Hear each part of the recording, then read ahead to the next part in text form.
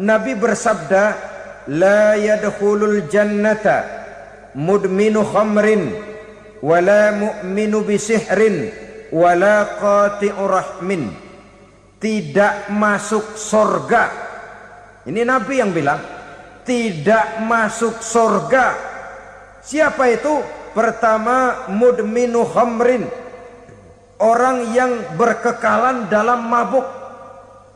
Selalu mudminun itu sudah menjadi perbuatan rutinnya, tidak kapok-kapoknya, teler seumur hidup. Mudminu khamrin, tidak masuk surga orang yang selalu bermabuk-mabukan. Yang kedua, wala mu'minu bisihrin, orang mukmin tapi main sihir. Ini juga oleh Nabi diperingatkan, tidak akan masuk surga orang mukmin tapi suka main sihir. Wala qati'u rahmin, dan tidak juga orang yang memutuskan silaturahmi. Tiga macam manusia yang diperingatkan Nabi tidak akan masuk surga: orang yang selalu mabuk, orang mukmin yang main sihir, dan orang yang memutuskan silaturahmi. Saudara-saudara kaum muslimin rahimakumullah. Lalu orang berkata, kenapa dilarang kita bersihir?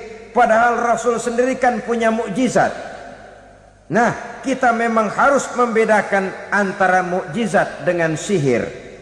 Dalam kehidupan agama kita kenal ada yang namanya mukjizat, ada yang namanya karomah atau keramat biasa diucapkan, ada yang namanya maunah, ada yang namanya irhas, ada juga yang namanya sihir.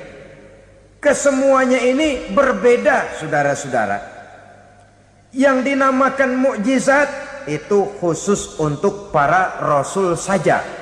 Satu kejadian luar biasa yang terjadi dilakukan oleh rasul atas izin dari Allah Subhanahu wa taala. Perbedaannya dengan sihir jelas. Sihir dari setan, mukjizat dari Allah. Sihir bisa dipelajari, mukjizat tidak. Sihir umumnya untuk maksud-maksud yang tidak baik, sedangkan mukjizat untuk memperkuat kebenaran yang disampaikan oleh para rasul dan ditentang oleh umatnya. Bahkan kafir Quraisy dahulu menganggap orang-orang ahli sihir itu berada dalam satu posisi yang hina, sehingga mereka mengatakan dan menuduh Nabi Muhammad sebagai tukang sihir. Tuduhan sebagai tukang sihir adalah tuduhan yang sangat aib dan hina. Di tengah masyarakat kufar jahiliyah, kedudukan tukang sihir dipandang sebagai kedudukan yang hina, sehingga mereka mengejek Nabi dengan sebutan tukang sihir. Jadi mukjizat hanya untuk Rasul saja. Kemudian karomah. Karomah ini asal kata dari karomah, kehormatan, kemuliaan yang diberikan Allah kepada hamba-hambanya yang rajin mendekatkan diri kepadanya. Oleh karena ketekunannya melaksanakan ibadah, Allah memberikan keistimewaan kepada orang itu, yang dengan keistimewaannya dia bisa mengerjakan yang tidak bisa dikerjakan oleh orang lain. Karomah hanya bisa dicapai dengan prestasi ibadah. 7 macam perkara yang merusak akidah dan keimanan, merusak amal perbuatan yang sudah kita kerjakan, merusak sendi-sendi kehidupan sosial, pendek kata merusak segala hal di dalam kehidupan kita. Jauhilah olehmu 7 macam perkara yang merusak. Yang pertama, asyirku billah, menyekutukan Allah Subhanahu wa ta'ala. Agama dimulai dari keyakinan, maka kehancuran agama selalu dimulai dari kehancuran keyakinan, iman, atau akidah yang dimiliki oleh seseorang. Dan untuk menghancurkan nilai-nilai iman yang kita miliki ini, orang rasanya tidak akan menghantam kita dengan peluru kendali. Orang tidak akan mengirimkan nuklir ke sini. Orang tidak juga akan mengirimkan satuan militernya ke sini. Untuk menghancurkan nilai-nilai iman, dibanjiri kita dengan paham-paham yang merusak dan mendangkalkan akidah.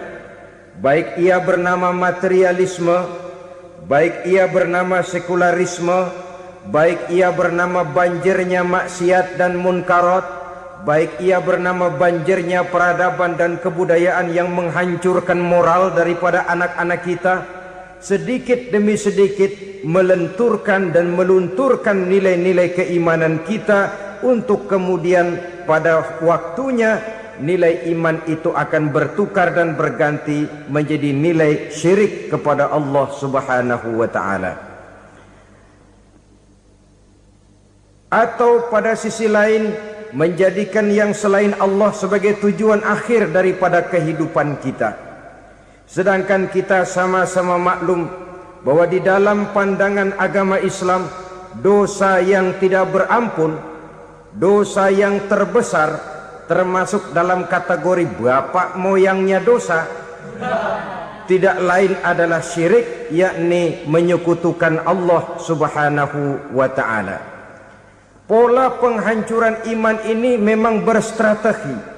Ditawarkan kita kepada paham materialisme, paham kebendaan, di mana otak menempati urutan sebagai ranking pertama, Tuhan jatuh pada urutan kedua. Lalu menyusul kepada paham sekularisme, Allah dipisahkan dari seluruh kegiatan hidup ini, untuk pada gilirannya menjadikan yang selain Allah sebagai tujuan akhir daripada seluruh kegiatan hidup kita. Oleh karenanya, kewajiban menjaga nilai-nilai iman ini merupakan kewajiban yang mulia tetapi berat, tidak hanya untuk kita, tetapi juga bagaimana mewariskannya kepada anak-anak kita, generasi yang akan datang. Orang-orang tua bijaksana yang diceritakan di dalam Al-Quran, kalau sudah berpikir tentang anak-anaknya, pertanyaan yang paling mereka risaukan ialah, ma ta'buduna min ba'di. Anakku, kalau pada satu saat aku, ayahmu sudah tidak ada lagi di dunia ini, meninggalkan kamu semua, ma ta'buduna min ba'di, apa yang akan kamu sembah nak? Jikalau sekarang ayahmu masih mau ke masjid, masih mau melakukan rukuk dan sujud, masih beribadah menyembah Allah Subhanahu wa ta'ala, kalau orang tuamu sudah tidak ada, ma ta'buduna min ba'di, masihkah engkau mau datang ke masjid? Masihkah engkau mau rukuk dan sujud? Masihkah engkau mau menyembah Allah Subhanahu wa ta'ala? Pertanyaan ini yang dipikirkan oleh Nabi Yakub kepada putra-putranya. Pertanyaan ini yang diteruskan oleh Nabi Ibrahim kepada anak-anaknya. Pertanyaan ini yang diwariskan oleh generasi ulama salafus saleh kepada para generasi berikutnya. Bagaimana kita generasi sekarang? Kita orang-orang tua sekarang bukan berfikir ma ta'buduna min ba'di, malah yang kita fikirkan ma ta'kuluna min ba'di. Kalau bapak tidak ada nanti kamu makan apa nak? Perkara kamu nyembah apa, urusan nomor 18. Yang penting kamu nanti hidup bisa makan nak. Maka kita sibuk mewariskan harta kepada anak-anak kita. Kita sibuk mewariskan kebun dan tanah kepada anak-anak kita. Kita sibuk mewariskan pabrik kepada anak-anak kita, sementara kita lupa mewariskan intan yang paling mahal, mewariskan mutiara yang paling berharga, yaitu nilai iman kepada Allah Subhanahu wa ta'ala. Alangkah baiknya apabila warisan harta, warisan tanah dan kebun, warisan rumah dan pabrik didasari lebih dahulu dengan mewariskan nilai iman kepada Allah Subhanahu wa ta'ala. Sebagai orang-orang tua, kita boleh bersedih kalau anak kita tidak mengerti komputer. Kita boleh bersedih kalau anak kita tidak mengerti matematika. Kita boleh bersedih kalau anak kita tidak mengerti bahasa Inggris. Tapi sewajarnya lebih bersedihlah kita orang tua jikalau mempunyai anak yang tidak kenal Allah sebagai Tuhannya, yang kemudian tidak mau rukuk dan sujud kepada Allah Tuhannya. Itulah kemalangan yang paling malang bila kita meninggalkan generasi yang tidak bertauhid kepada Allah Subhanahu wa taala. Betapapun anak kita tidak ngerti komputer, saudara, paling-paling kerugiannya cuma kerugian dunia. Masuk dia ke alam barzakh, munkar nakir tidak akan sempat tanya kau belajar komputer apa tidak. Kumpul dia di padang mahsyar, malaikat juga tidak akan tanya matematikamu nilainya berapa. Yang ditanya kau kenal Allah, kau rukuk dan sujud kepadanya, kau pernah datang ke masjid. Oleh karena itu sekali lagi, menjaga nilai iman tidak hanya untuk kita, tetapi juga mewariskannya kepada anak-anak kita, generasi yang akan datang. Sungguh kemalangan yang paling besar apabila kita meninggalkan anak-anak kita. Mereka kita tinggalkan lemah ekonominya, itu tidak baik.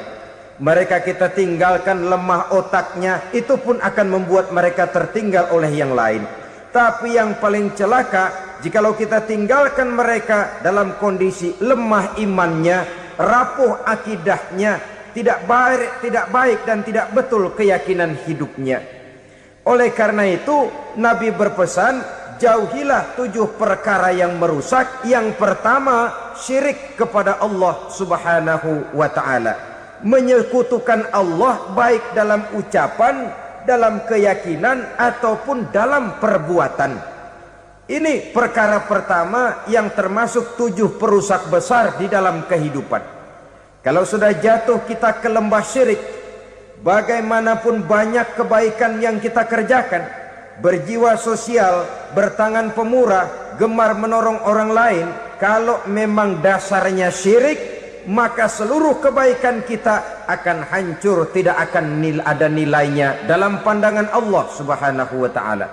Dalam pandangan manusia mungkin kita dicatat sebagai orang sosial, gemar menolong orang lain, tidak berpangku tangan melihat orang yang mendapat kesulitan. Tapi oleh karena dasarnya syirik, dasarnya tidak mentauhidkan Allah, maka seluruh nilai kebaikan yang kita kerjakan tidak akan ada nilainya dalam pandangan Allah Subhanahu wa ta'ala. Maka jagalah iman kita, jangan sampai dihinggapi penyakit syirik yang bagaimana kecilnya sekalipun.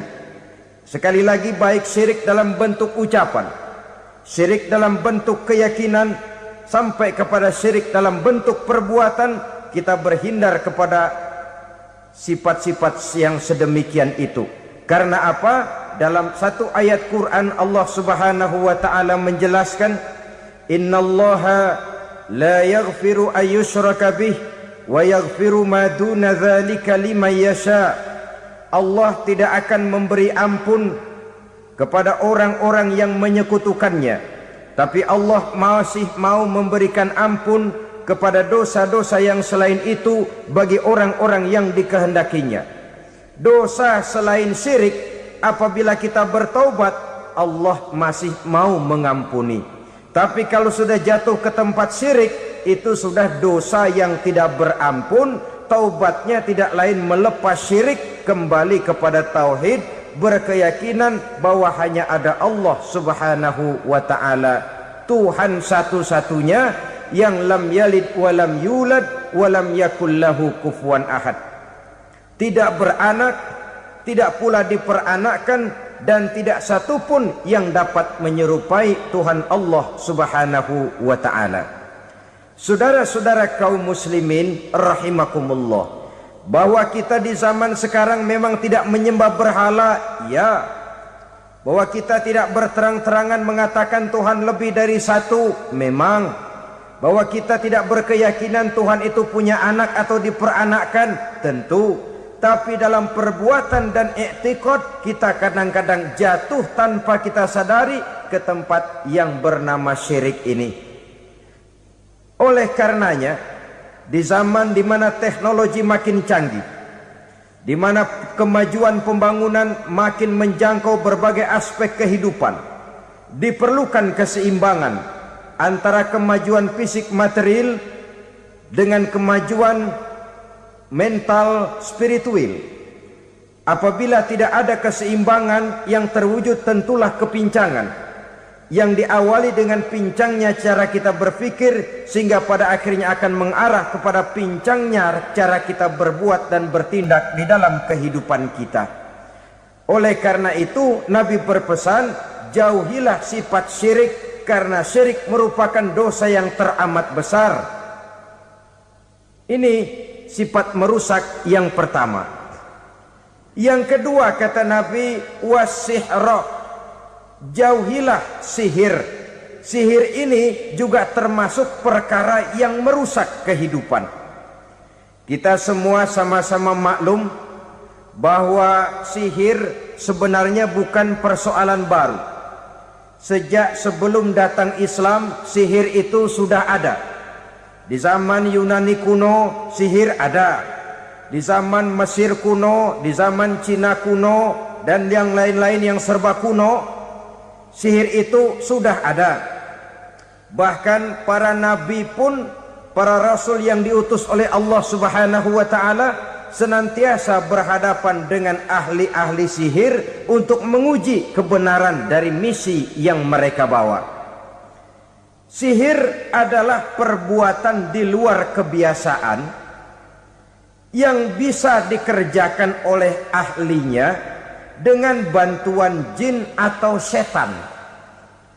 Hukum mempelajari sihir adalah haram, mengamalkannya lebih haram lagi. Sebab itu saudara-saudara, sihir merupakan perbuatan merusak yang harus kita jauhi. Ciri-ciri daripada perbuatan sihir, pertama, ia mengandung tipuan, bayangan khayal. Di zaman Nabi Musa misalnya, orang melihat tambang-tambang itu seperti ular. Nabi Musa melayangkan tongkatnya menjadi ular-ular besar yang memakan ular-ular kecil ciptaan tukang-tukang sihir Fir'aun tadi. Lalu sihir bisa terjadi dengan bantuan jin kafir atau setan. Kemudian ciri yang ketiga, sifatnya halus dan tersembunyi. Taruh kata ada seorang ahli sihir yang mempergunakan ayat-ayat Quran sebagai jompa-jampe, sebagai baca-bacaan, itu cuma sekedar kedok. Tujuannya tidak lain menjadikan agama sebagai ketok untuk membenarkan cara yang dimurkai oleh Allah Subhanahu wa taala. Satu hadis yang diriwayatkan oleh Imam Bazar dan Tabrani, Nabi berpesan, "Laisa minna man tatayyara lahu au takahhana au tukuhhina lahu au sahira lahu." Tidak termasuk ke dalam golonganku, kata Nabi. Tidak termasuk umatku. Siapa mereka? Man tatayyara lahu, orang yang bertatoyur. Apa tatoyur itu? Dari kalimat toyaro, artinya terbang. Toir biasa diartikan dengan burung. Tatoyaro percaya kepada suara-suara burung. Man tatoyaro lahu, mempercayai, meyakini dengan benar-benar kepada suara beburungan. Kan suka ada itu, nah bunyi burung tuh, maling liwat. Maling liwat. Burung bunyi, maling liwat. Itu termasuk tatoyaro lahu, percaya kepada suara burung. Kan aneh kalau suara orang nggak dipercaya, suara burung malah dipercaya. Ada ustadz ceramah, kiai ngaji, nggak mau didengerin, burung dengerin bener. Nah, suaranya dari sebelah mana? Belah kulon. Nah, itu tandanya ano. Habis dihitung-hitung. Itu termasuk tatoyaro lahu. Au takahana, atau bertenung, au tukuhina, atau minta ditenungkan. Au sahiro lahu, atau melakukan perbuatan sihir, atau minta disihirkan. Laisa minna, tidak termasuk ke dalam golonganku, kata Nabi. Sehingga dengan demikian saudara-saudara, menghadapi sihir dengan sihir sekalipun termasuk perbuatan yang tidak diajarkan oleh agama. Kita kan mempelajari sihir untuk jaga diri, tidak apa-apa. Yang dilarang mengamalkannya, dilarang juga mempelajarinya. Sebab orang kalau sudah mengetahui, biasanya lalu terangsang untuk mencoba.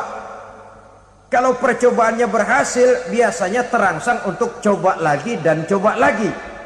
Pada akhirnya ketagihan, lalu beralih menjadi profesi, apalagi itu nanti bisa mendatangkan hasil uang. Saudara-saudara kaum muslimin rahimakumullah, kita manusia makhluk nyata, kita hidup di alam nyata, terikat oleh sunnatullah, causality. Oleh karenanya bagi kita keyakinan yang penuh, keikhlasan di dalam bertuhankan Allah, penyerahan diri sepenuhnya hanya kepadanya, itu sudah merupakan obat penangkal yang sangat ampuh agar kita tidak terkena penyakit-penyakit yang dibuat oleh setan dan para pembantunya. Sehingga beberapa ayat Quran mengajarkan, misalnya a'udzu bikalimatillahi tammati min syarri ma khalaq, atau bismillazi la yadurru ma'asmihi syai'un fil ardi wala fis sama, dengan menyebut nama Allah yang tidak bisa mendatangkan bahaya sedikit pun, dari baik yang datang dari langit maupun yang datang dari bumi. Jiwa yang kosong dari keyakinan yang penuh kepada Allah, jiwa yang penuh was-was dan ragu-ragu, itu yang mudah terserang oleh penyakit-penyakit yang dikerjakan oleh para tukang-tukang sihir, yaitu oleh setan dan seluruh para pembantunya.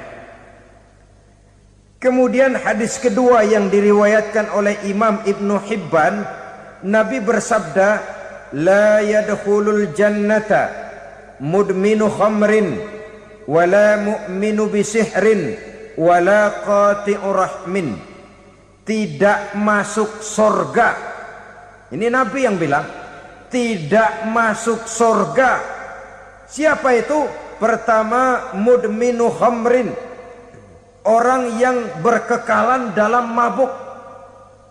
Selalu mudminun itu sudah menjadi perbuatan rutinnya, tidak kapok-kapoknya, teler seumur hidup. Mudminu khamrin, tidak masuk surga orang yang selalu bermabuk-mabukan. Yang kedua, wala mu'minu bisihrin, orang mukmin tapi main sihir. Ini juga oleh Nabi diperingatkan, tidak akan masuk surga orang mukmin tapi suka main sihir. Wala qati'u rahmin, dan tidak juga orang yang memutuskan silaturahmi. Tiga macam manusia yang diperingatkan Nabi tidak akan masuk surga: orang yang selalu mabuk, orang mukmin yang main sihir, dan orang yang memutuskan silaturahmi. Saudara-saudara kaum muslimin rahimakumullah. Lalu orang berkata, kenapa dilarang kita bersihir padahal Rasul sendiri kan punya mukjizat? Nah, kita memang harus membedakan antara mukjizat dengan sihir. Dalam kehidupan agama kita kenal ada yang namanya mukjizat, ada yang namanya karomah atau keramat biasa diucapkan, ada yang namanya maunah, ada yang namanya irhas, ada juga yang namanya sihir. Kesemuanya ini berbeda, saudara-saudara. Yang dinamakan mukjizat itu khusus untuk para rasul saja. Satu kejadian luar biasa yang terjadi dilakukan oleh Rasul atas izin dari Allah Subhanahu wa ta'ala. Perbedaannya dengan sihir jelas. Sihir dari setan, mukjizat dari Allah. Sihir bisa dipelajari, mukjizat tidak. Sihir umumnya untuk maksud-maksud yang tidak baik, sedangkan mukjizat untuk memperkuat kebenaran yang disampaikan oleh para rasul dan ditentang oleh umatnya. Bahkan kafir Quraisy dahulu menganggap orang-orang ahli sihir itu berada dalam satu posisi yang hina, sehingga mereka mengatakan dan menuduh Nabi Muhammad sebagai tukang sihir. Tuduhan sebagai tukang sihir adalah tuduhan yang sangat aib dan hina. Di tengah masyarakat kufar jahiliyah, kedudukan tukang sihir dipandang sebagai kedudukan yang hina, sehingga mereka mengejek Nabi dengan sebutan tukang sihir. Jadi mukjizat hanya untuk Rasul saja. Kemudian karomah. Karomah ini asal kata dari karoma, kehormatan, kemuliaan yang diberikan Allah kepada hamba-hambanya yang rajin mendekatkan diri kepadanya. Oleh karena ketekunannya melaksanakan ibadah, Allah memberikan keistimewaan kepada orang itu, yang dengan keistimewaannya dia bisa mengerjakan yang tidak bisa dikerjakan oleh orang lain. Karomah hanya bisa dicapai dengan prestasi ibadah. Kalau sihir mau ibadah apa enggak, asal dia belajar, bersatu dan berteman dengan setan, memenuhi persyaratan-persyaratan setan, biasanya lalu bisa. Sedangkan karomah tidak mungkin terwujud tanpa orang mendekatkan diri sedekat-dekatnya kepada Allah Subhanahu wa ta'ala. Maka kita lihat biasanya orang-orang yang punya ilmu sihir, mukanya rata-rata nggak enak dilihat. Kumuh, jauh dari air wudhu, jauh dari sujud kepada Allah, malah berteman dengan setan, menjadi pelayan-pelayannya setan. Saudara-saudara, adapun maunah, keistimewaan yang diberikan Allah kepada hamba-hambanya yang belum sampai kepada tingkat wali, tapi orang itu lebih banyak kebaikannya daripada kesalahannya. Umpamanya, saudara jalan bertiga di pinggir jalan, saudara ada pada posisi di tengah, lalu bertiga ini ketabrak mobil. Menurut perhitungan saudara mati lebih dahulu, tapi terjadi hal yang aneh, dua teman saudara mati, saudara malah cuma luka dan lecet sedikit saja.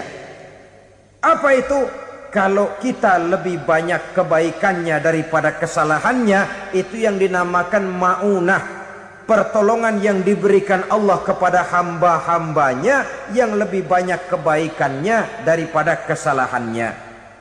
Sedangkan yang dinamakan irhas, kejadian luar biasa pada diri seseorang pada waktu dia masih kecil, yang menunjukkan tanda-tanda keistimewaannya. Itu umumnya pada para nabi pada usia kecilnya sudah ada irhas, tanda-tanda istimewa.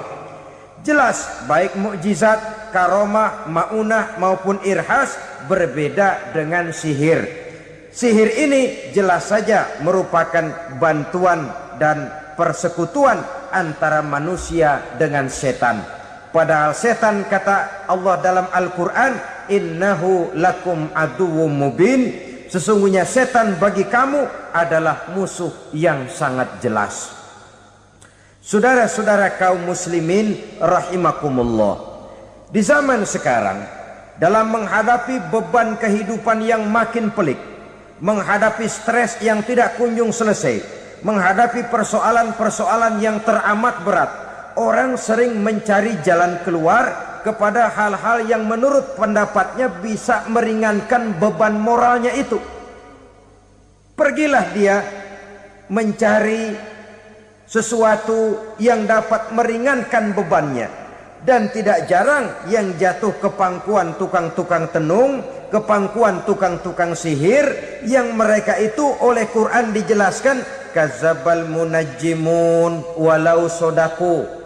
Tukang-tukang tenung, tukang-tukang sihir, mereka itu bohong walaupun benar. Maksudnya bohong walaupun benar, artinya kalau yang mereka kerjakan benar, itu sih kebenaran.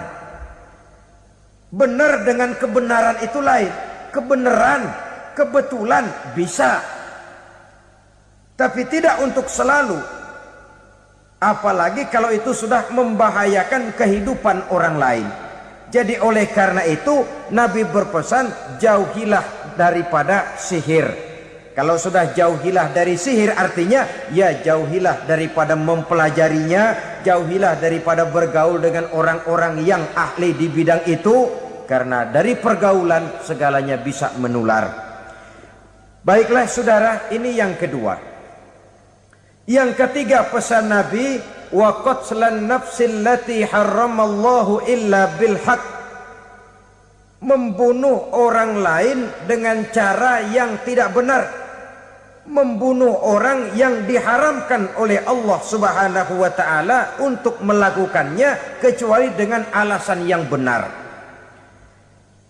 Kita tahu Islam adalah agama damai, sesuai dengan namanya. Ia tidak dikembangkan dengan pedang dan kekerasan. Ia dikembangkan dengan keteladanan dan tuntunan moral. Oleh karena Islam bukan agama kekerasan, Islam pun tidak mementingkan dan mengajarkan kekerasan kecuali dengan alasan yang benar dan bisa dipertanggungjawabkan. Membunuh dengan sengaja, menghilangkan nyawa orang lain tanpa alasan yang bisa dibenarkan adalah merupakan dosa besar dan satu di antara 7 perkara yang bisa mendatangkan kerusakan dalam kehidupan dan yang hendaknya harus kita jauhi. Saudara-saudara kaum muslimin rahimakumullah, beberapa waktu yang lalu di sebuah kota kecil yang indah bernama New Auckland. Saudara tahu New Auckland? Itu dari Gunung Kidul masih ngidul lagi.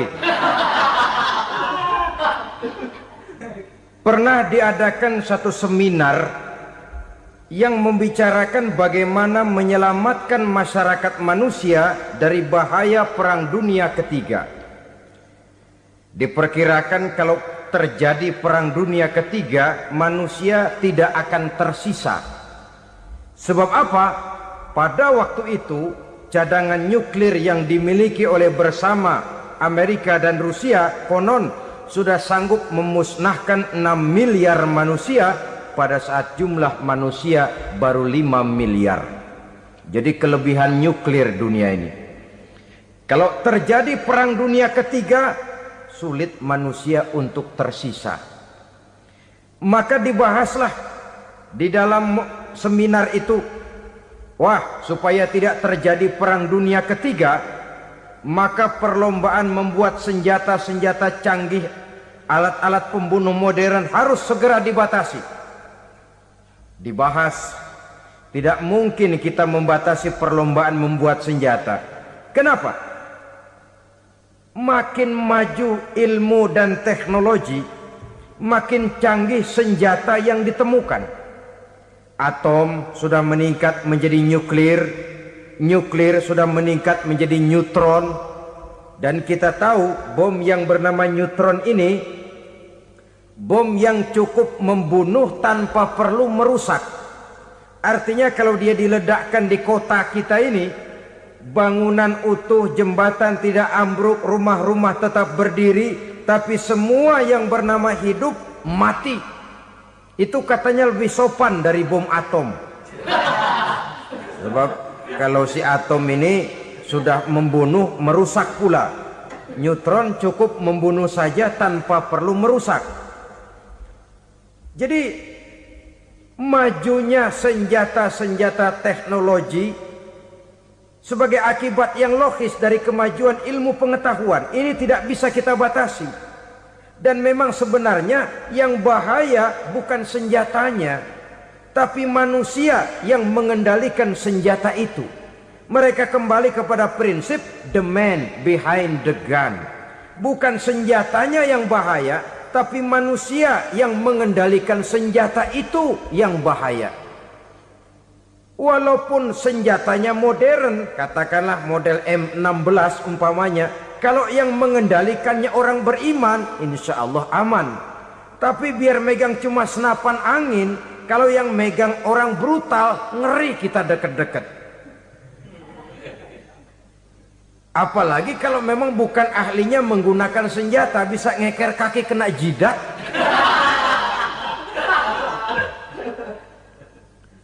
Mereka kembali kepada prinsip lama yang tetap baru, bukan senjatanya yang harus dibatasi, manusia yang mengendalikan senjata itu yang perlu dibicarakan. Nah, kalau begitu, agar manusia tidak mempergunakan senjata sewenang-wenang, apa yang harus kita lakukan?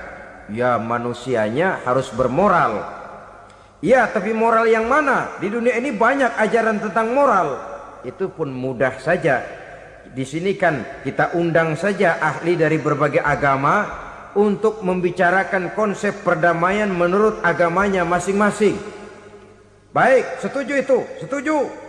Maka tampillah para ahli agama, mereka kembali kepada prinsip moral daripada konsep yang terkandung di dalam ajaran agama untuk menegakkan perdamaian.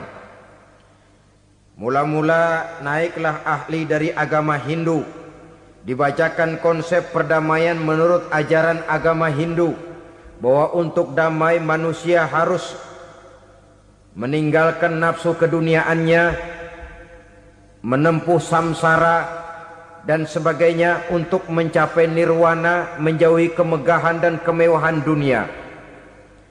Ini lalu dibahas, rasanya juga tidak mungkin ini.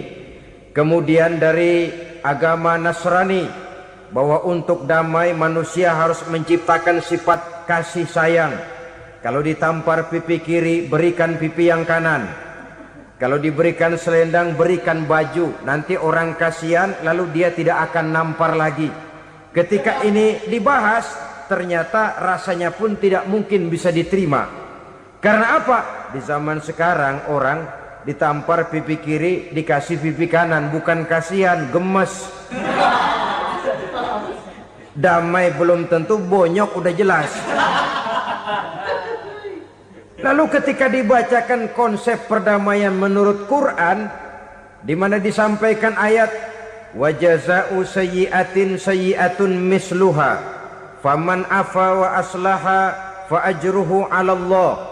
Balasan terhadap satu kejahatan adalah kejahatan yang seimbang. Tetapi barang siapa yang memberi maaf dan mencari jalan damai, itulah yang terbaik dan akan mendapat pahala dari Allah Subhanahu wa ta'ala. Kamu tidak salah ditampar pipi kirimu, tampar lagi pipi kirinya sekeras dia menampar pipi kirimu. Nanti orang tidak mau menampar kita karena dia tahu kalau dia tampar kita, dia akan menderita tamparan sekeras dia menampar kita. Akan terjadilah prinsip saling hormat menghormati, tidak saling ganggu, tidak saling usil, tidak saling jahil. Atas dasar ini perdamaian bisa ditegakkan. Mereka bisa menerima konsep ini, tapi kemudian seminar ditutup tanpa satu keputusan resmi. Kenapa? Terus terang mereka kagum dengan konsep Islam, tapi sentimen lama terhadap nilai-nilai Islam telah menutup mata mereka untuk menerima kebenaran dari ajaran Al-Quranul Karim. Saudara-saudara kaum muslimin rahimakumullah, kembali kita kepada persoalan pokok. Roh adalah dari Allah, dia akan kembali kepada Allah, milik mutlak dari Allah. Tidak pantas kita merampasnya dari orang lain. Tidak wajar kita menghilangkannya tanpa alasan yang dibenarkan oleh agama. Di zaman sekarang, akibat persaingan hidup yang makin tajam, lapangan kerja yang makin sulit, tensi ekonomi yang makin tinggi, atau karena nilai moral yang makin rendah, atau juga karena rapuhnya pegangan orang kepada agama, nyawa rasanya sudah sedemikian murahnya. Berbagai kasus membuat berdiri bulu roma kita. Ada mayit, ada manusia dipotong 6, dicincang macam kambing. Ada yang dipotong 5, ada yang dipotong 13, dikardusin, dibuang ke tempat sampah. Inna lillahi wa inna ilaihi raji'un. Gejala apa ini? Kanibalisme. Manusia sudah demikian sadisnya, manusia sudah sedemikian buasnya, sehingga sesama manusia diperlakukan seperti hewan. Padahal hewan sendiri belum pernah macan makan macan, bagaimanapun buasnya macan. Belum pernah serigala memakan serigala, bagaimanapun brutalnya serigala.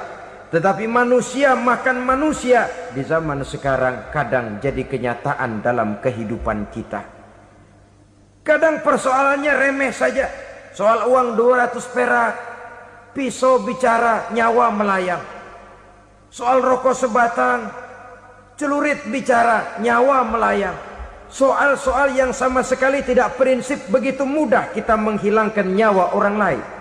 Padahal Nabi pernah memperingatkan, apabila dua orang muslim sudah berkelahi dan berbunuh-bunuhan, al-qatil wal maktul finnar, yang membunuh dan yang terbunuh dua-duanya neraka. Sahabat heran, ya Rasul, kalau yang terbunuh, kalau yang membunuh masuk neraka itu sih wajar, tapi yang terbunuh kenapa neraka juga? Beliau menjawab, dua-duanya sudah punya niat untuk saling membunuh. Niatnya itu yang diponten. Yang terbunuh cuman lagi apes aja, keduluan dia. Umpama tidak terbunuh, pasti dia yang akan membunuh. Oleh karenanya al-qatil wal maktul, yang membunuh dan yang dibunuh finnar, dua-duanya masuk ke dalam neraka.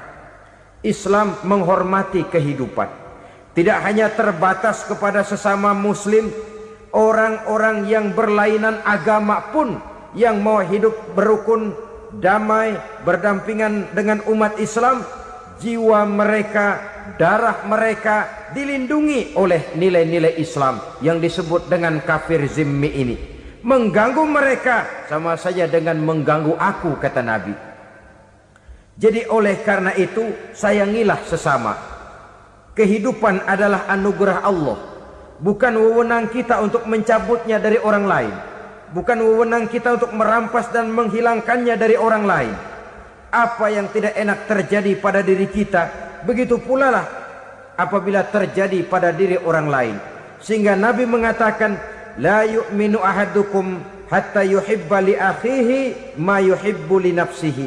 Belum dikatakan beriman seseorang kamu apabila dia belum mencintai saudaranya seperti ia mencintai dirinya sendiri.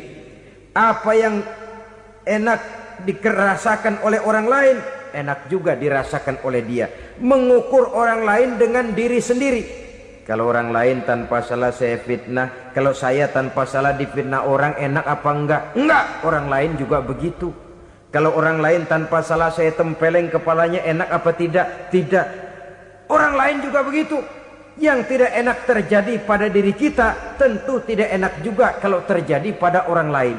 Mengukur orang lain dengan diri sendiri, sehingga tidak timbul sifat egois, tidak menari di atas bangkai orang lain, tidak mendirikan kebahagiaan di atas untayan air mata orang lain.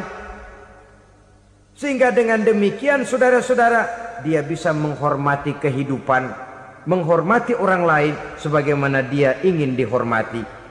Inilah perbuatan ketiga yang merusak, membunuh orang lain dengan yang diharamkan Allah tanpa alasan yang benar. Yang ketiga. Kemudian yang keempat, perbuatan merusak wa aklar riba, makan riba. Hidup adalah tolong menolong. Bahasa kerennya take and give katanya. Saling memberi dan saling menerima.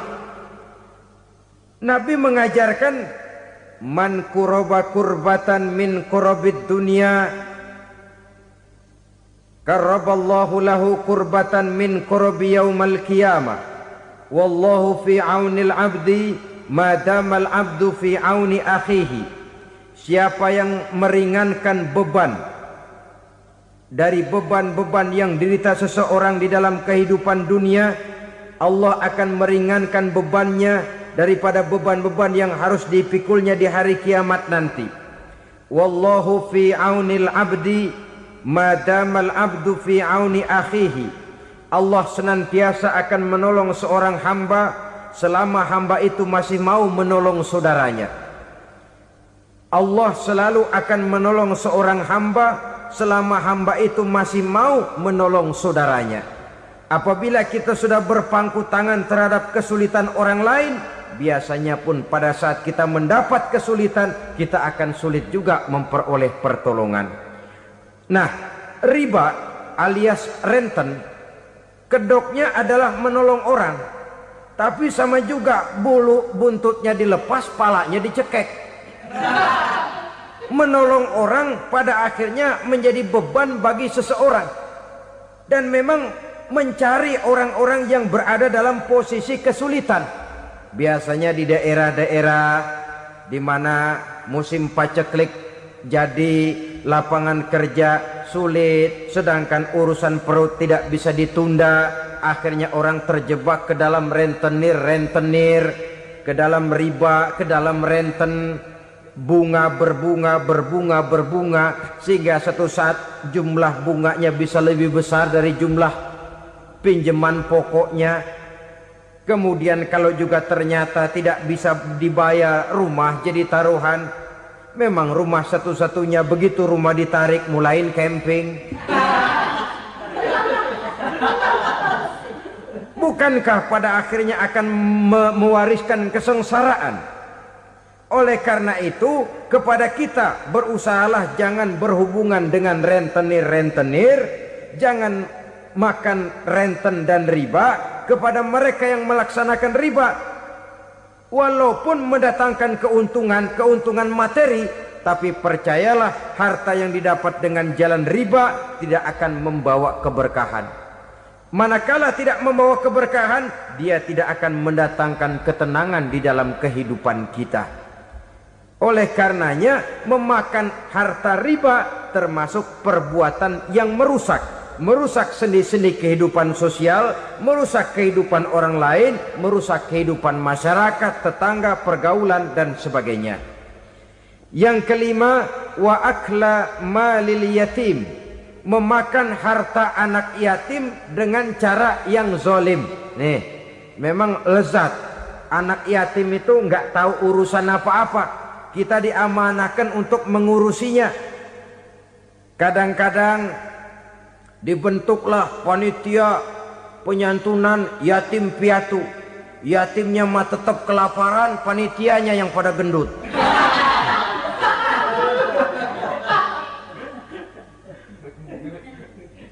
Padahal memakan harta anak yatim termasuk perbuatan dosa besar. Dan menjantuni yatim merupakan perbuatan mulia. Nabi mengatakan, ana wa kafilul yatim kahataini yaumal qiyamah. Aku dan orang-orang yang menyantuni anak yatim seperti dua jari ini pada hari kiamat nanti. Dekat sekali. Jikalau ingin di hari akhir nanti dekat dengan Rasul, bersahabatlah dengan anak-anak yatim. Jadilah pengurus anak-anak yatim. Bangunlah panti-panti asuhan yatim. Pada saat bapak ibunya meninggal, kitalah yang menjadi orang tuanya. Bahkan sedemikian besar perhatian Islam terhadap anak-anak yatim ini, sehingga Quran memberikan peringatan, ara'aital ladzi yukadzibu biddin fadzalikal ladzi yad'ul yatim wa la yahuddu ala ta'amil miskin. Tahukah kamu siapa orang yang mendustakan agama? Beragama tapi dianggap dusta, solatnya dusta, puasanya dusta, karena agamanya sudah berdusta. Siapa mereka? Fazalikal ladzi yad'ul yatim, orang yang menyia-nyiakan anak yatim. Wala yahuddu ala ta'amil miskin, dan tidak pernah memberi makan kepada orang-orang yang menderita kemiskinan. Menyia-nyiakan, meninggalkan anak yatim termasuk perbuatan yang divonis kita sebagai orang yang mendustakan agama. Saudara-saudara kaum muslimin rahimakumullah, maka sangat dicela mengeksploitir anak-anak yatim, menjadikan mereka sebagai kedok untuk mencari kekayaan pribadi. Tetapi jikalau ikhlas, ganjarannya sangat besar, nilai pahalanya sangat besar. Menyantuni yatim tidak hanya setahun sekali. Kalau Muharram pakai istilah lebaran yatim. Dibentuklah panitia, diberilah beras, uang 4-5 ribu rupiah, alhamdulillah. Tapi jangan lupa, si yatim tidak hidup cuma 1 hari. Dia tidak hidup cuma di bulan Muharram saja, dia hidup 12 bulan dalam setahun. Sebagaimana anak-anak yang lain, dia juga berhak punya masa depan. Dia juga berhak menikmati bangku sekolah. Dia berhak mengenyam arti dan makna pendidikan. Dia berhak membekali diri dengan ilmu dan pengetahuan seperti halnya anak-anak yang lain. Maka kita yang diberikan keluasan oleh Allah, ingatlah itu, bersahabatlah dengan anak-anak yatim, santuni mereka. Perkara setahun sekali di bulan Muharram, alhamdulillah, itu bagus, bin Thayyib alias baik. Tapi tentu dan tentu sekali lagi, si yatim tidak hanya hidup di bulan Muharram. Dia hidup 12 bulan dalam setahun, 24 jam dan di dalam sehari. Oleh karenanya, menyia-nyiakan mereka pada saat posisi kita memang mampu akan memojokkan kita dalam satu posisi di mana kita dianggap sebagai orang yang mendustakan agama. Memakan harta anak yatim dengan cara yang zolim. Bapaknya udah meninggal, kebunnya lebar, anaknya dikelecehin. Nah, dah kamu gak usah pusing, nanti saya yang ngurus. Akhirnya bukan ngurus, nguras. Si yatim mungkin tidak tahu bahwa dia disia-siakan, haknya diambil, miliknya dizolimi. Tapi Allah yang akan membalasnya dengan seadil-adilnya. Maka makan harta anak yatim biasanya balasannya tokcer bin paten. Nggak banyak selang tempo itu, nggak percaya cobain dah. Nyobain aja kan nggak bayar, umpama. Memakan harta anak yatim dengan cara yang zolim, ganjarannya biasanya kontan. Kenapa? Ratapan si miskin, untayan air matanya, jeritan kepedihan hatinya, membuka pintu langit, permohonannya diijabah, getaran hatinya didengarkan oleh Allah. Maka balasannya biasanya kontan, spontan, tidak menunggu waktu terlalu lama. Itu di dunia, belum lagi di akhirat nanti. Bukankah dalam riwayat Mi'raj diceritakan Nabi melihat di neraka itu orang perutnya sebesar rumah. La haula wala quwata. Itu perut kayak rumah, bagaimana jalannya tuh orang. Dan memang gak jalan, diseret-seret oleh malaikat di neraka itu. Hancur perutnya, amburadul itu perut. Berantakan isinya, dibulatkan lagi, diseret lagi, hancur lagi, dibulatkan lagi. Sampai Nabi tanya, orang itu begitu berat siksanya kenapa ya Jibril? Itu Muhammad, waktu di dunia dulu rakus banget makan harta anak yatim. Begitu vonisnya, begitu menyedihkan nasibnya di akhirat. Tapi di dunia pun ketidakberkahan itu sudah membayangi kehidupannya. Oleh karena itu, kepada saudara-saudara yang mendapat titipan anak yatim, berbahagialah, karena semulia-mulia rumah adalah rumah yang di dalamnya ada anak yatim yang disantuni. Sehina-hina rumah adalah rumah di mana di dalamnya ada anak yatim yang disia-siakan. Begitu kata Nabi kita. Rumah yang paling mulia dalam pandangan Allah, rumah yang di dalamnya ada anak yatim yang disantuni. Rumah yang paling hina dalam pandangan Allah, rumah yang di dalamnya ada anak yatim yang nasibnya disia-siakan. Berbahagialah saudara apabila menjadi penyantun anak-anak yatim, pelindung mereka, sehingga mereka mempunyai masa depan sebagaimana anak-anak lainnya. Rasulullah sendiri sedemikian peka terhadap keadaan anak-anak yatim karena beliau sendiri memang mengalami. Umur 6 bulan dalam kandungan ibu, beliau sudah ditinggalkan oleh ayahnya.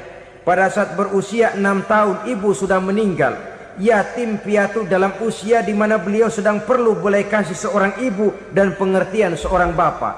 Kepekaan itu lalu timbul, bahkan kemudian sampai kepada beliau berkata, aku dan orang yang menyantuni anak yatim seperti jari tengah dan jari telunjuk di hari akhirat nanti. Sedemikian dekatnya. Baiklah ya, jadi yang kelima, memakan harta anak yatim. Jauhi, karena ini perbuatan yang merusak.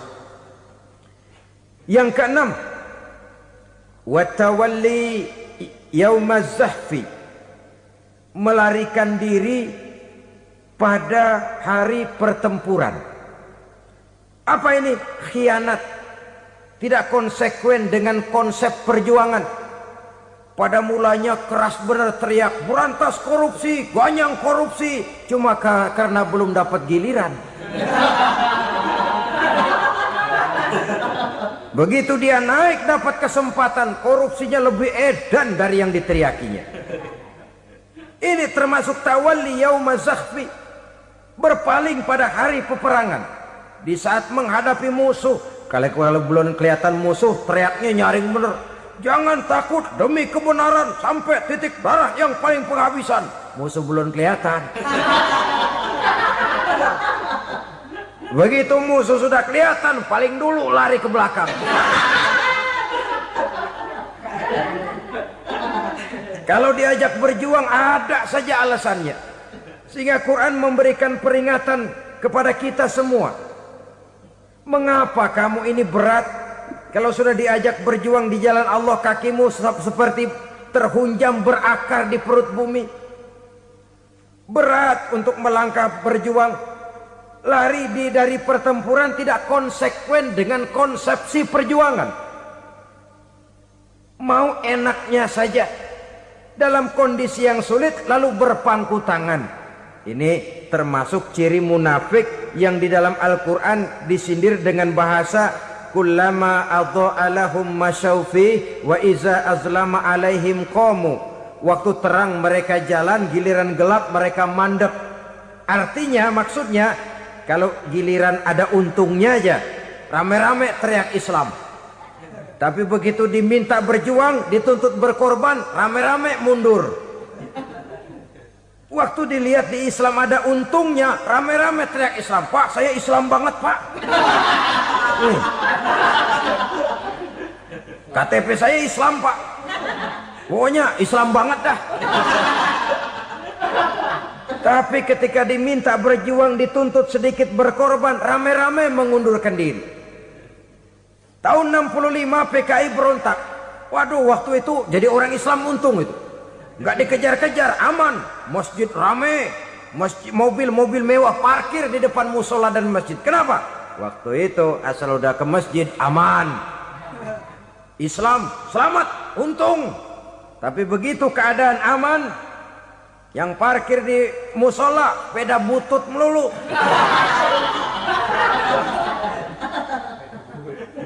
Waktu terang mereka jalan, waktu gelap mereka berhenti.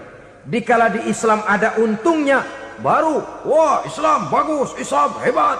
Tapi waktu dilihat ada kerugian, jangan bawa-bawa Islam dah.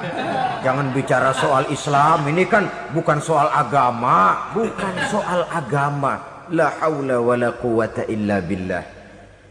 Beragama kita ambil talfik fid din, mengambil yang enteng-enteng saja dalam urusan beragama ini. Tidak konsekuen kita dengan Islam kita. Seolah kita mau memilih mana yang terasa cocok sama selera kita, kita teriak Islam. Beratan aja dikit, rame-rame berpaling. Itu termasuk tawalli yaumaz zahfi. Para pengkhianat, mental-mental hipokrit yang tidak mau konsekuen menghadapi segala bahaya. Itu termasuk perbuatan yang merusak. Kenapa? Kalau cuma dia saja yang lari, mungkin tidak jadi soal. Tapi larinya ini akan mempengaruhi orang lain. Nah, pengaruhnya itu yang dicegah. Sebab kalau satu sudah mulai lari, yang lain mulai ngelirik. Ketika yang dilirik kemudian tidak ada reaksi, dia akan ikut lari. Artinya apa? Seorang muslim harus konsekuen dengan konsep perjuangannya, dengan keyakinan keagamaannya, dan tidak memilih yang enak-enak saja di dalam kehidupan beragama. Lari dari pertempuran, bermental khianat, mengkhianati agama, merupakan satu di antara sifat yang merusak. Terakhir saudara, wa qazfal muhsanatil ghafilatil mu'minat, menuduh perempuan baik-baik yang tidak tahu menau tentang tuduhan yang dituduhkan kepadanya, menuduh perempuan mukmin yang baik-baik yang tidak tahu menau tentang tuduhan yang dilakukan kepadanya. Fitnah lebih bahaya daripada pembunuhan. Orang yang tidak salah bisa hancur namanya. Orang yang berniat baik bisa ambruk perjuangannya oleh karena fitnah. Sehingga dikatakan al-fitnatu asyaddu minal qatli. Fitnah lebih bahaya daripada pembunuhan.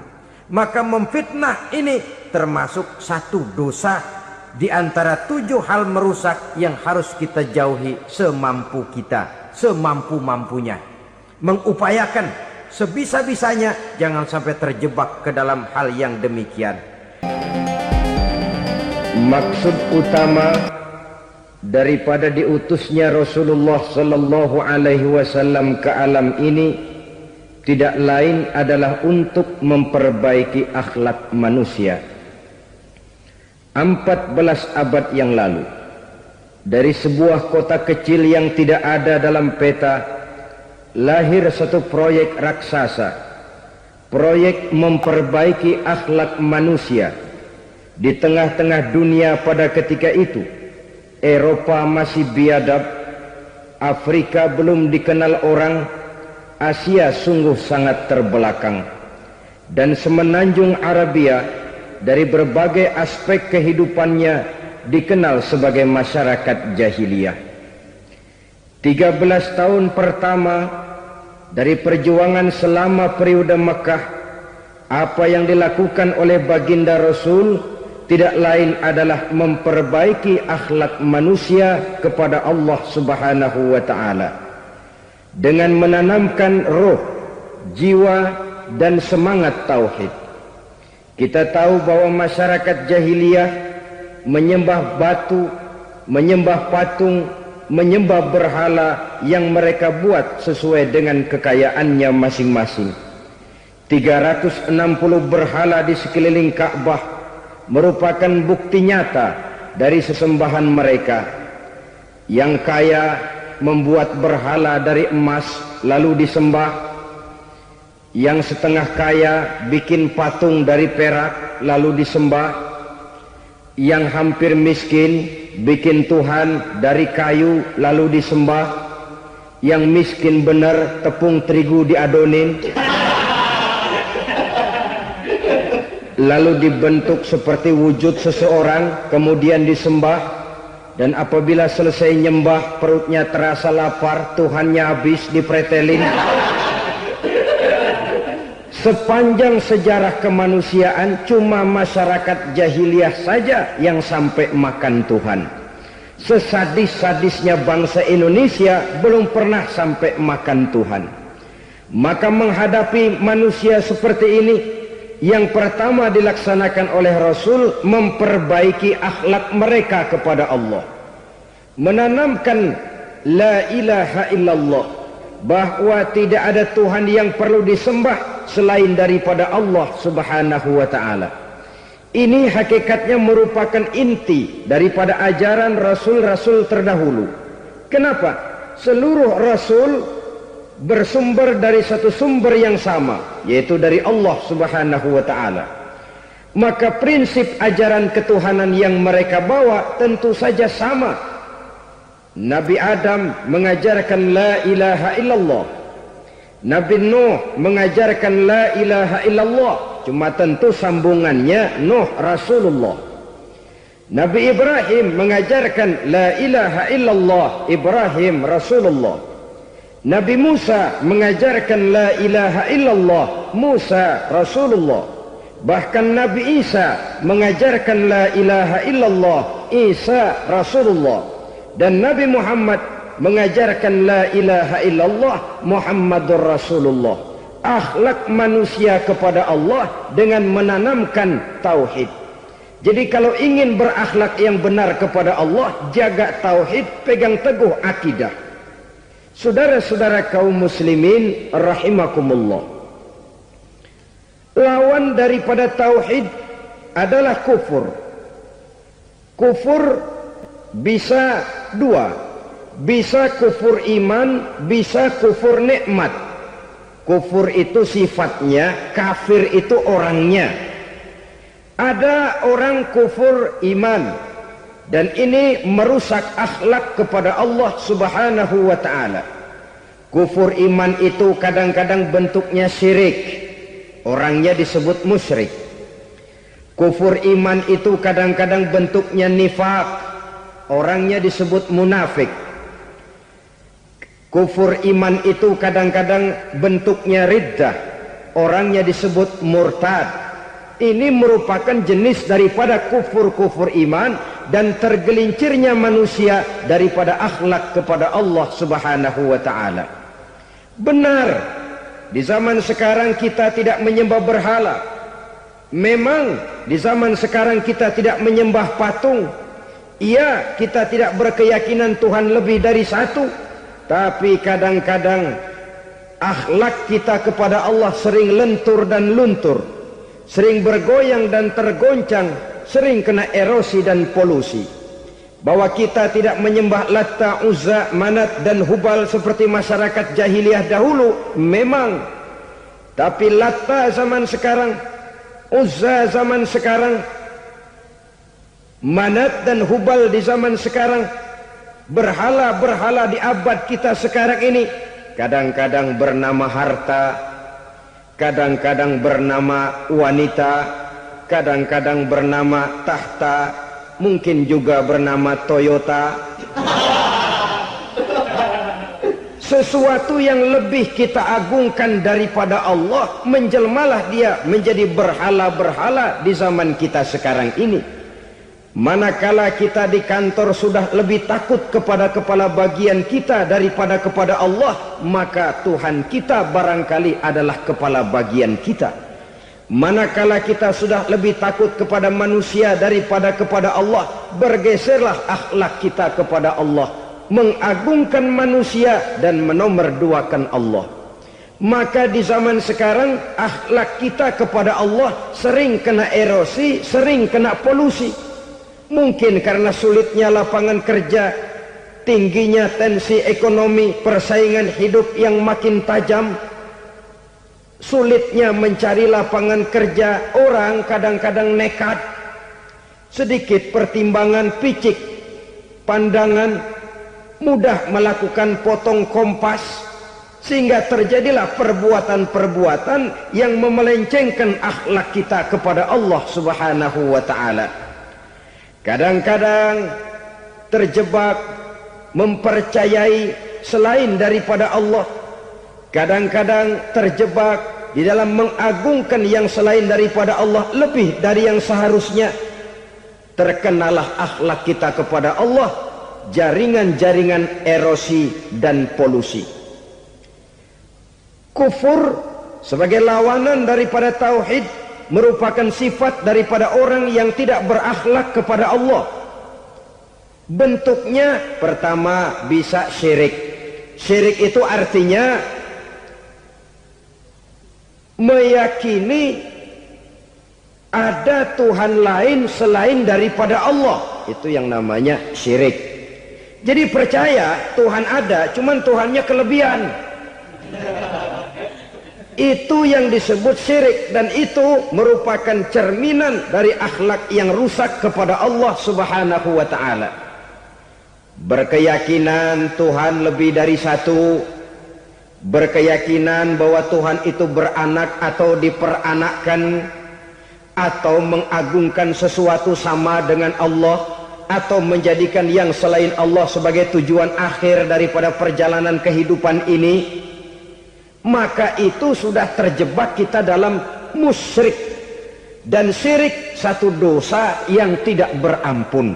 Bahasa kasarnya, yang namanya syirik itu jenis bapak moyangnya dosa.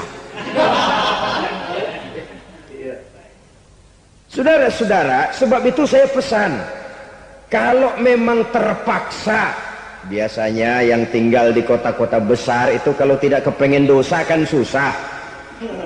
Kalau terpaksa harus bikin dosa, cari yang kecil-kecil saja, yang kira-kira taubatnya gampang.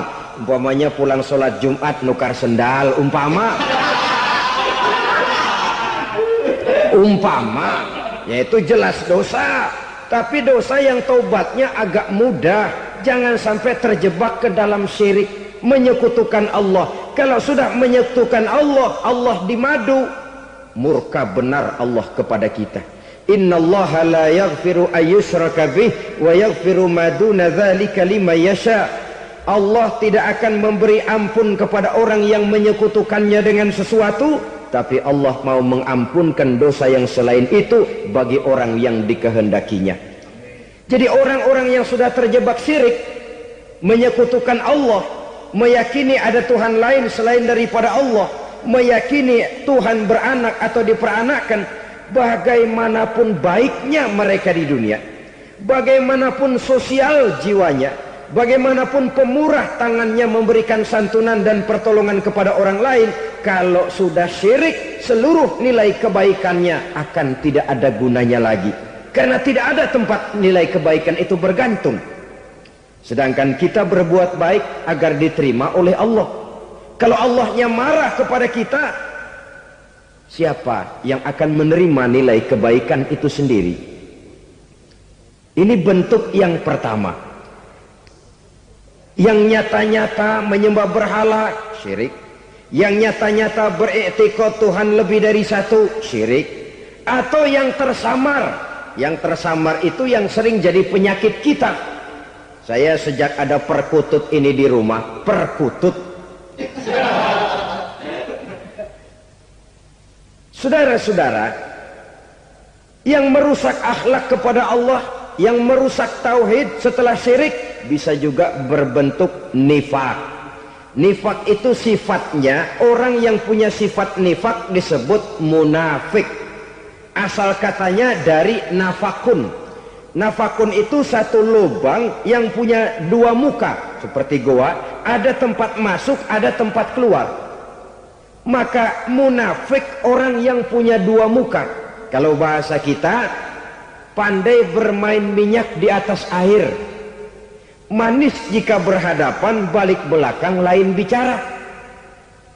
Sehingga apa yang dinamakan nifak, kata Imam Ali Al-Jurjani dalam kitab ta'rifatnya, izharul imanu bil lisan wa kitmanul kufri bil qalbi. Menyatakan, menampakkan iman dengan lidahnya, tapi menyembunyikan kekafiran dalam hatinya. Dengan kata lain, lidahnya mah iman, hatinya mah kafir. Padahal hati itu yang dilihat, padahal hati itu yang dinilai. Kenapa lidahnya mengaku iman? Ya mungkin karena kepepet, mungkin karena kepentingan, mungkin karena ingin mencari kelemahan orang, lalu dia pura-pura beriman, tapi sesungguhnya hatinya kufur. Ini merupakan penyakit munafik. Dan terus terang, menghadapi orang munafik jauh lebih berat daripada menghadapi orang kafir. Kenapa? Munafik ini kan musuh dalam selimut. Mau dibilang musuh nyata-nyata, apalagi di zaman Rasul ya, ketika periode Madinah, berat sekali menghadapi orang munafik. Mau dibilang kafir, kalau ketemu assalamualaikumnya medok juga. Mau dibilang mukmin, di belakang ngegerundel, nyari-nyari penyakit, nyari-nyari lantaran, mencari-cari gara-gara. Kalau kafir jelas kafirnya, kalau musyrik jelas musyriknya. Tapi munafik, di depan kita dia mengaku beriman, di belakang kita dia caci maki kita. Maka demikian rupa watak orang munafik, Allah benci betul. Sampai dalam Quran orang munafik itu divonis innal munafikin fid darkil asfal minan nar. Orang-orang munafik di dasar jurang neraka yang paling bawah, keraknya neraka. Saudara-saudara kaum muslimin rahimakumullah, sebab munafik sangat berbahaya, membahayakan umat, membahayakan agama. Di depan kita mereka ngaku pura-pura beriman, kalau pidato luar biasa, memuji agama setinggi langit, menampakkan seolah-olah dia orang yang dekat dengan agama. Saudara-saudara, agama penting, agama mutlak. Tapi yang ngomong begitu agamanya apa, remeng-remeng. Cuma sekedar lipstick, cuma sekedar dekorasi, cuma sekedar kamuflase buat ngibuli orang lain. Dia mengaku beragama, mengatakan agama mutlak, menganggap agama penting, seolah-olah memperhatikan benar tentang tatanan kehidupan beragama, tapi sebenarnya di hatinya tidak lebih berkecamuk penyakit-penyakit kufur. Maka sifat munafik ini termasuk menodai tauhid, artinya merusak akhlak kita kepada Allah Subhanahu wa ta'ala. Sifat yang ketiga yang juga merusak akhlak kita kepada Allah dinamakan riddah. Riddah itu sifatnya, orang yang punya sifat riddah disebut murtad. Murtad keluar dari Islam. Keluar dari Islam tentu tadinya di dalam Islam. Oleh satu perbuatan dia bisa menjadi murtad. Misalnya tadinya dia iman benar kepada Allah, tapi melarat. Kadang-kadang sehari masak, 3 hari libur. Akhirnya oleh kesulitan ekonomi dia tidak kuat. Ada yang menawarkan kebaikan, dibawain supermi, dibawain obat-obatan, diberikan beras. Goyah imannya, keluar dia dari Islam, ikut agama orang yang memberikan pertolongan kepadanya, memilih kesenangan sebentar dengan mengorbankan kebahagiaan yang kekal. Maka orang semacam itu riddah sifatnya, murtad orangnya, keluar dari Islam. Dan yang menyebabkan kita murtad bukan cuma orang nyata-nyata memproklamirkan diri keluar dari Islam tapi lalu mengikuti agama orang lain. Bukan cuma itu, mengakui ada Rasul lagi sesudah Nabi Muhammad bisa menyebabkan kita murtad. Mengingkari nikmat Allah bisa menyebabkan kita murtad. Meyakini semua agama benar bisa menyebabkan orang menjadi murtad. Meragukan kesempurnaan dan kelengkapan Al-Quran bisa menyebabkan orang jadi murtad. Mengingkari sunnah bisa menyebabkan orang menjadi murtad. Banyak hal-hal yang bisa mendatangkan penyakit riddah dan membuat pelakunya menjadi murtad. Dan ini menodai akhlak kita kepada Allah Subhanahu wa ta'ala. Itu tadi kufur iman, saudara-saudara. Nyata-nyata mengingkari Allah, baik dalam bentuk syirik, nifak ataupun riddah.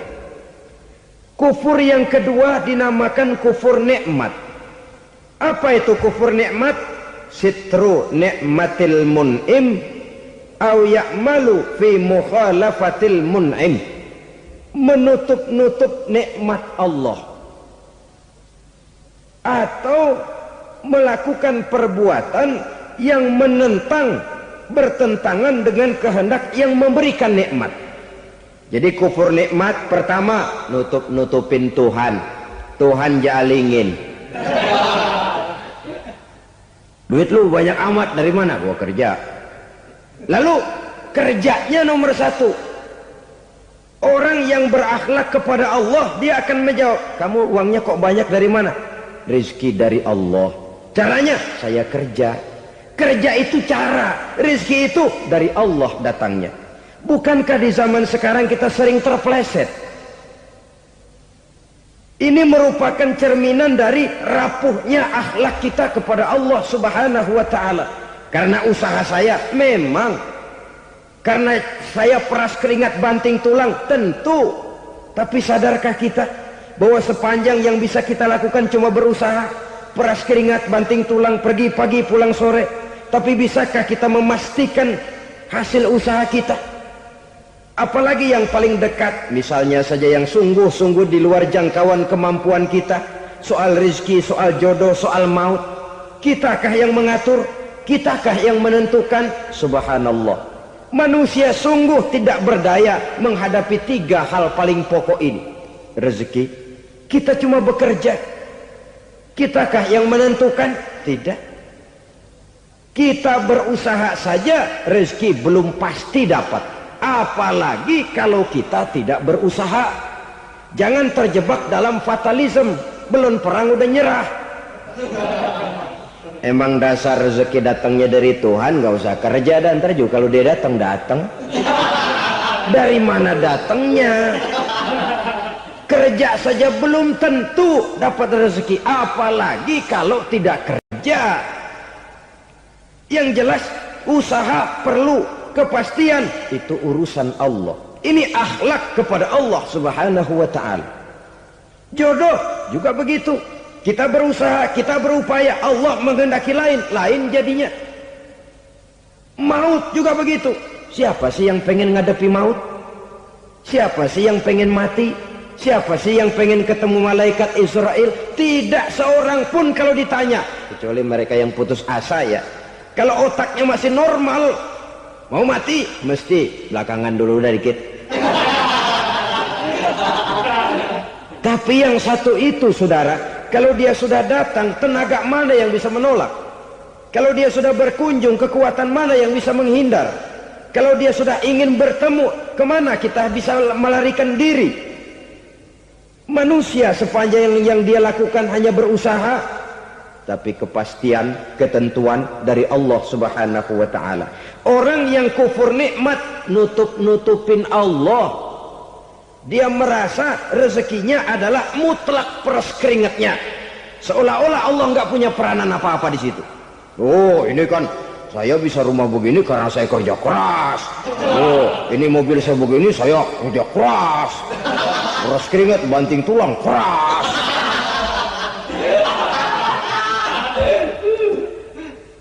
Saudara-saudara kaum muslimin rahimahkumullah, jadi menutup-nutupi Allah. Akibatnya nanti kalau dia berhasil, Allah ketutupan. Kalau dia gagal, orang lain dicaci maki, dicari kambing hitam. Yang kambing hitam kan mahal, karena orang sering cari-cari kambing hitam. Jarang orang mau jujur kalau bertemu kesulitan lalu mencari sebab pada dirinya sendiri. Yang paling enak ya nyalain orang. Lo begitu. Orang lain yang paling enak kita salahin. Au ya'malu fi mukhalafatil mun'im, atau dia melakukan sesuatu yang tidak sesuai dengan kehendak yang memberikannya nikmat. Diberikan kita tangan, mulut sih nggak berhenti, terima kasih Tuhan, alhamdulillah saya dikasih tangan. Cuma nih tangan enteng mat nabokin orang mulu. Itu sudah mukhalafatul mun'im, bertentangan dengan kehendak yang memberikan nikmat.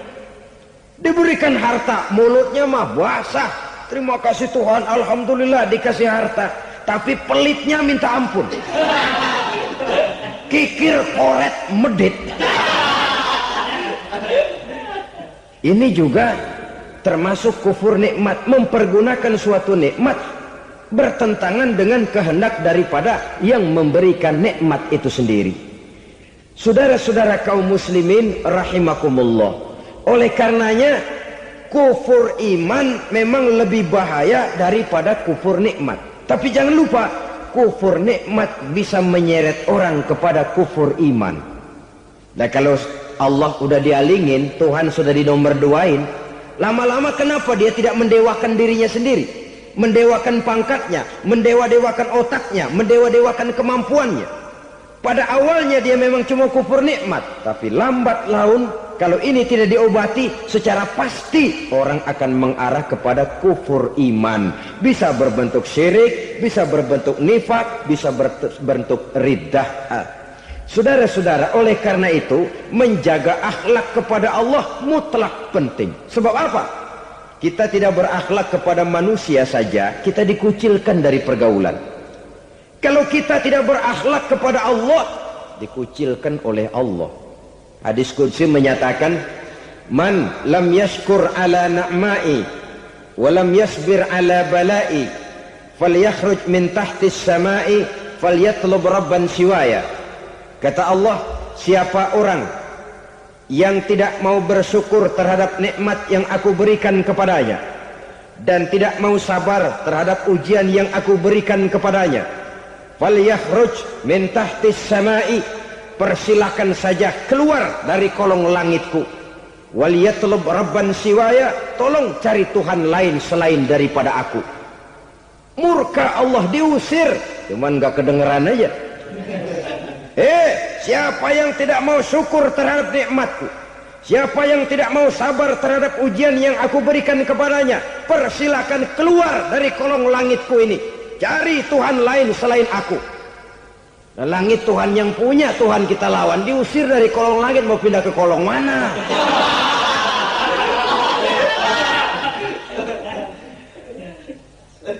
Jadi jangan merasa kufur nikmat kan enteng. Iya, kelihatannya begitu, tidak sebahaya kufur iman. Tapi kufur nikmat ini merupakan anak tangga yang kalau kita sudah mulai naik, kita akan naik terus sampai kepada tingkat di mana kita mengalami kufur iman. Kalau sudah ke sana, maka akhlak kita kepada Allah terkenalah erosi, terkena polusi, hancur akhlak kepada Allah, dan itulah sumber kesengsaraan abadi. Kalau cuma kita tidak berakhlak kepada manusia, barangkali resikonya cuma kehidupan di dunia ini. Mungkin juga ada kehidupan akhirat. Tapi kalau sudah tidak berakhlak kepada Allah, dunia akhirat kita rugi dan celaka. Maka pada kesempatan ini saya mengajak, marilah jaga baik-baik akhlak kita kepada Allah. Satu kali kita bertauhid, sampai mati kita bertauhid. Satu kali la ilaha illallah, jangan tergelincir lagi kita keluar daripada kalimat itu. Satu kali kita bertuhankan Allah, jangan bertuhan yang lain selain daripada Allah. Jangan sekutukan Allah, jangan samakan Allah dengan sesuatu, jangan mengangkat yang lain sama agungnya dengan Allah. Sebab dengan demikian kita seolah-olah sudah mengotori akhlak kita kepada Allah Subhanahu wa ta'ala. Ini berat, saudara-saudara. Ini tidak ringan. Kadang-kadang saya katakan tadi, masalah ekonomi, kadang-kadang persaingan hidup yang makin tajam, di tengah lapangan kerja yang makin sulit, di tengah orang banyak potong kompas. Kalau berpatokan kepada nilai tauhid, la ilaha illallah, tidak ada Tuhan selain Allah, maka saya tidak akan takut kecuali hanya kepada Allah. Saya tidak akan menggantungkan hidup kecuali hanya kepada Allah. Saya tidak akan minta rezeki kecuali hanya kepada Allah. Kadang-kadang situasi yang nekat membuat kita kehilangan keseimbangan, kehilangan pertimbangan, picik pandangan. Akibatnya kita merusak akhlak kepada Allah Subhanahu wa ta'ala. Ironinya kan orang sekarang kalau ditanya, lu nyolong ya? Iya. Kok berani? Emang. Lu nggak tahu Tuhan lihat? Tahu. Kok nyolong juga? Biarin. Kalau Tuhan mah lihat, jangan kagak ribut. Enggak ribut katanya. Kalau orang lihat, 2 orang saja tahu, geger kelurahan. Ini kan sudah mendustai dirinya sendiri, sudah merusak akhlaknya kepada Allah Subhanahu wa ta'ala. Tuhan enggak ribut katanya. Saudara hadirin yang saya hormati, jadi oleh karenanya akhlak kita kepada Allah merupakan basis daripada kehidupan beragama. Kalau itu sudah mulai rapuh, mulai terkena erosi dan polusi, mulai rusak, dikhawatirkan nanti nilai ibadah kita kepada Allah juga akan turut ambruk karenanya. Saudara-saudara kaum muslimin rahimakumullah, tugas yang kedua memperbaiki akhlak manusia kepada sesama manusia. Kita tahu Islam sesuai dengan namanya adalah agama damai. Maka akhlak manusia kepada sesama manusia menempati porsi yang penting dalam kehidupan beragama. Bagaimana seorang muslim bergaul, bertata krama terhadap sesama manusia. Mari kita lihat lebih jauh persoalannya. Untuk memudahkan pembicaraan dari kacamata agama, kita kelompokkan saja manusia itu dalam 2. Pertama yang seiman, dan yang kedua yang tidak seiman. Yang tidak seiman itu kita sebut saja kufur atau kafir. Nah, kepada yang kafir pun kita diajarkan untuk berakhlak, apalagi kepada yang memang nyata-nyata seiman, sekeyakinan, seakidah. Kemanapun Islam datang, ke negara manapun ia masuk, ia tidak menaburkan kerusakan. Jadi tidak benar kalau orang pernah itu menggambarkan, saking sentimennya seorang orientalis pernah menggambarkan Nabi Muhammad di tangan kirinya Quran, di tangan kanannya pedang, menggambarkan seolah-olah Islam dikembangkan dengan kekerasan. Sebenarnya tidak sama sekali. Kalaupun dalam sejarah perkembangan Islam pernah terjadi perang, maka perang dalam Islam sesungguhnya apabila kita amati sejarahnya bukan untuk memaksakan agama, karena memang agama tidak bisa dipaksakan, tetapi justru untuk mempertahankan agama dari segala macam hambatan, rintangan, hinaan dan fitnahan. Tapi kemanapun yang jelas Islam masuk, dia tidak pernah membuat kekacauan, kerusuhan ataupun penghancuran. Candi Prambanan bahkan dipugar, gereja-gereja tidak ada yang dihancurkan oleh umat Islam. Kenapa? Islam agama damai. Soal agama, soal lakum dinukum waliyadin, la ikraha fid din, qad tabayyana ar-rusydu minal ghayy. Tidak ada paksaan dalam beragama, sebab nyata yang benar dengan yang tidak benar. Belum pernah ada orang kafir masuk ke perkampungan orang Islam lalu dikejar-kejar, diteriakin kafir, kafir, sunatin.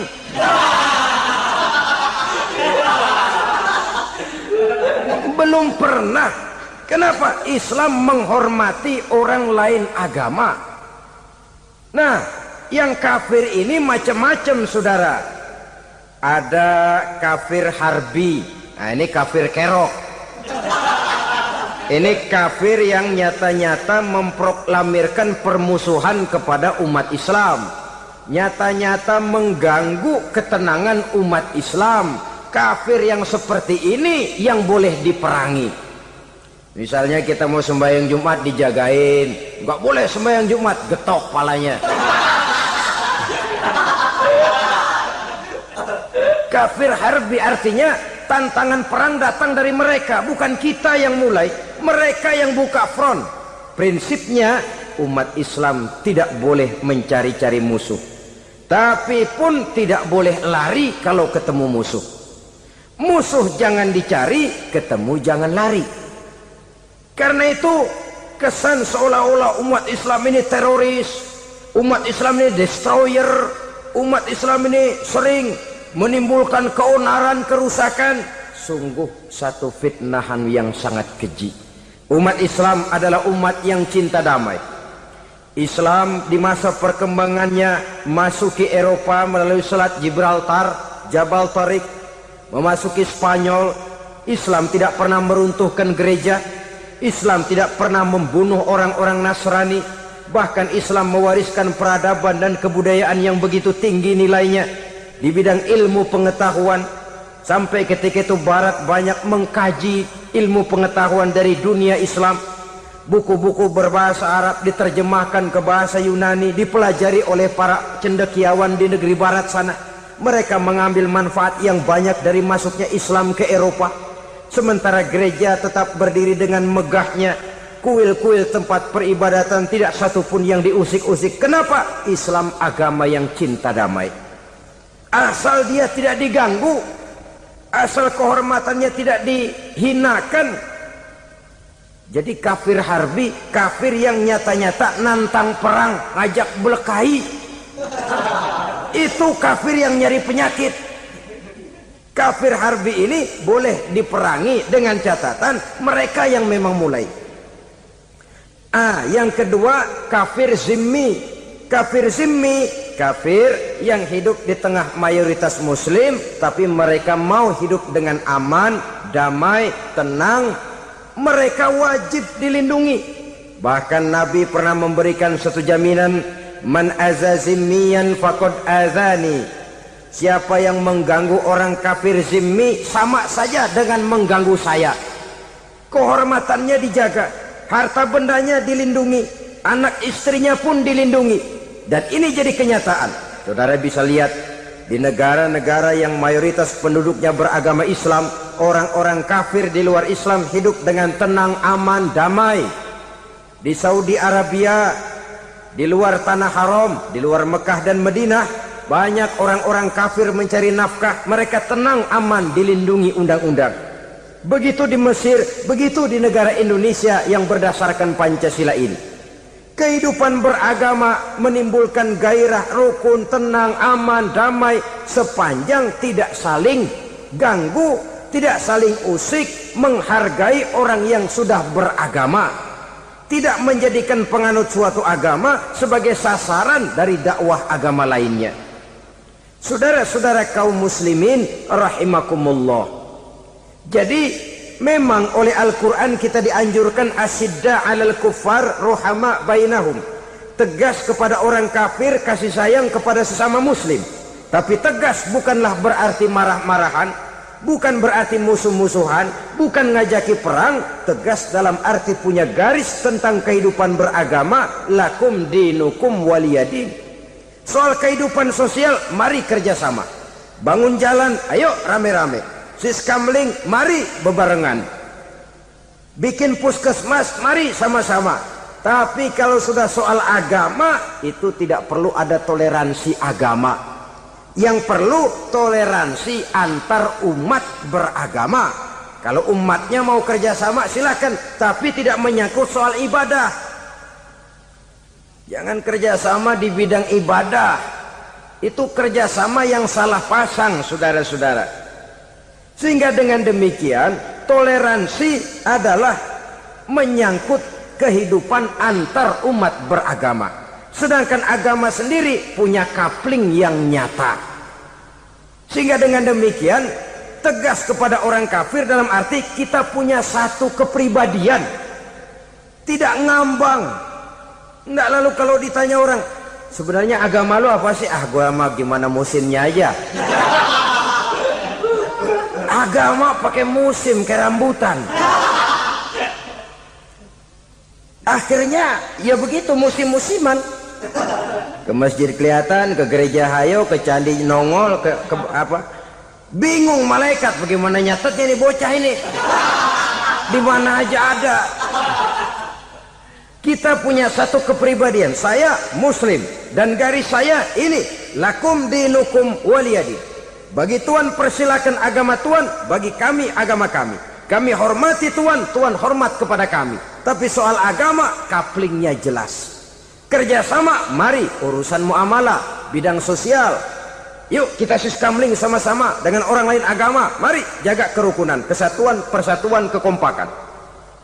Perbaiki jalan yang rusak, mari sama-sama. Mendandani jembatan yang runtuh, mari sama-sama. Tapi sembahyang, couplingnya lain-lain. Sebab Nabi juga dulu pernah ditawarkan begitu loh sama kafir jahiliyah dulu, Quraisy itu.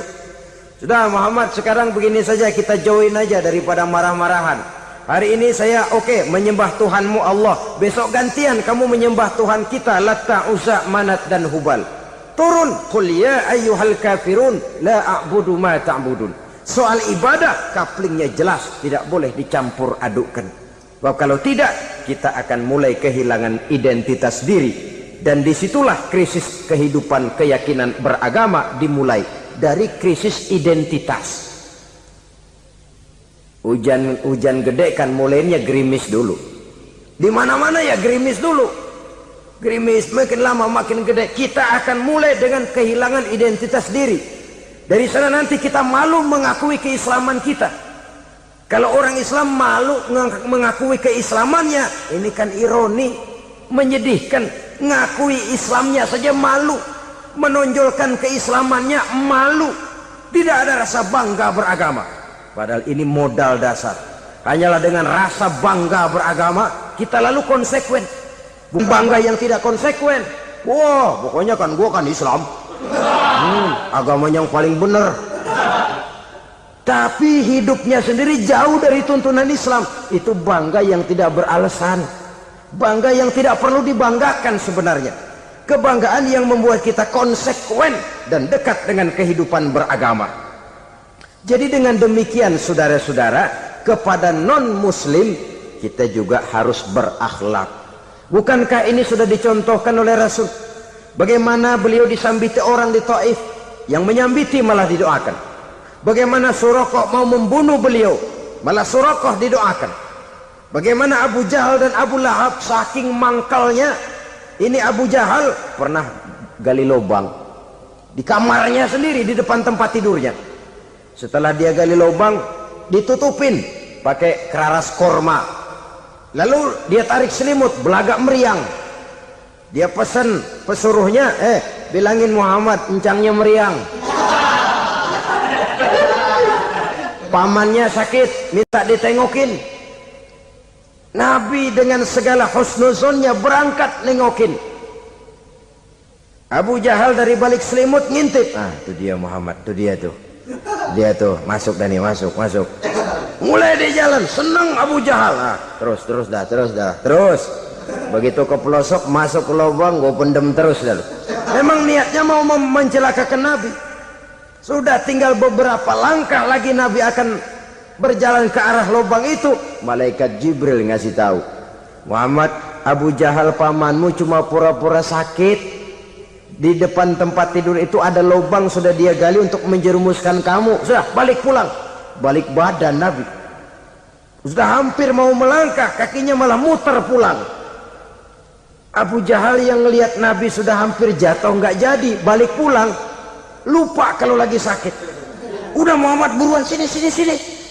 Nabi ke pintu, dia kejar. Dia lupa sama lubang yang dia gali. Begitu dia kejar, dia yang ke pelosok masuk ke dalamnya. Sejak saat itu ada pepatah, man hafara hufratan waqa'a fiha. Siapa yang suka nggali lubang, dia sendiri bakal terpelosok ke dalamnya. Jatuh dia ke lubang yang dia gali. Padahal ya paling banter 2 atau 3 meter paling dalam. Dari dalam lubang itu dia teriak-teriak, Muhammad, tolongin, pamanmu kecebur. Kasih tahu Muhammad, kasih tahu. Datang lagi lah pesuruhnya, Muhammad, pamanmu Abu Jahal kecebur, minta tolong diangkatin. Sudah diulur tambang, habis sambung lagi, nggak bisa sampai. Masa iya cuma kamu yang bisa nolong? Apa yang dilakukan Nabi? Balik mau nolongin. Akhlak. Kita kalau ada orang gali lubang buat nyeburin kita, dia sendiri yang kecebur. Gorok gua kagak lemin loh. Mati sekalian dah. Nabi mah enggak, balik nolongin tuh Abu Jahal. Kenapa paman kecebur? Iya Muhammad, tolong, tambang udah diulur-ulur, sambung nggak sampai. Aduh kasihan paman, nih pegang tangan saya. Nabi cuman ulurin tangan, nyampe dipegang oleh Abu Jahal. Diangkat ke atas, nyampe atas. Apa kata Abu Jahal? Tambang bergulung-gulung nggak nyampe, kamu cuma pakai tangan doang kok bisa Muhammad, hebat banget sihirmu. Mukjizat dia bilang sihir, udah ditolongin nyelak lagi, kan yang enak kita injak palanya. Orang dulu bilang wah katanya nolongin anjing kejepit, udah selesai ditolongin malah yang nolong digigit. Saudara hadirin yang saya hormati, kepada orang-orang kafir kita harus berakhlak, menghormati mereka, tidak memaksakan satu keyakinan dalam batas-batas yang ditolerir oleh agama, yaitu pada masalah-masalah sosial dan muamalah. Itu kepada non-muslim, apalagi kepada sesama muslim. Baik akhlak kepada orang tua, akhlak kepada guru, akhlak kepada jiran atau tetangga, itu semua termasuk dalam akhlak kepada sesama manusia. Akhlak kita kepada orang tua, kadang-kadang kita orang timur ini ketularan orang barat. Engkongnya dianggap CS,